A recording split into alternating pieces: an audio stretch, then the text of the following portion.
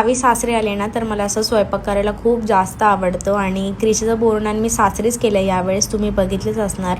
आणि 3-4 दिवस इतकी मज्जा केली ना, मला घरी जायचं बिलकुल मन नव्हतं करत, पण आम्ही निघालेलो पुण्याला जायला आज, म्हणून ना गल्लीत गेले आणि लक्ष्मी आईचं दर्शन घेतलं आणि निघतोय म्हणून मग आजींच्या पाया वगैरे पडले आणि गल्लीत सर्वांच्याच पाया पडायला गेले, कारण की हे सर्व ना एक फॅमिली आहे माझी, कारण की ते मला खूप जास्त लाड करतात आणि क्रिशाला पण इतका जीव लावतात ना. गावी आलो ना आम्ही, खरंच माझं मन नाही करत रिटर्न घरी जायचं.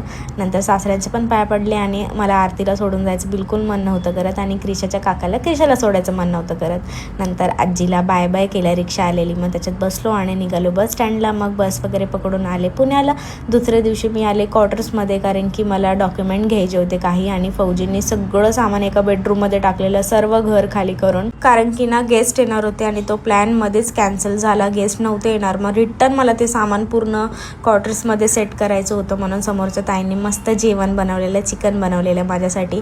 दुसऱ्या दिवशी सकाळी सानूने मला नाश्ता करायला बोलवलेला. नंतर मस्त नाश्ता वगैरे करून आम्ही निघालो क्वार्टर्सवरून घरी जायला. आणि संध्याकाळी ना घरी पोचल्यानंतर मार्केटला गेलो आणि क्रिशाला ही गणपती बाप्पा दिसले आणि तिथे जाऊन ती घरी रिटर्न यायला रेडीच नव्हती माझ्यासोबत. इतकं प्रेम आहे तिचं गणपती बाप्पावर. तर चला भेटूया उद्याच्या ब्लॉगमध्ये. Bye bye.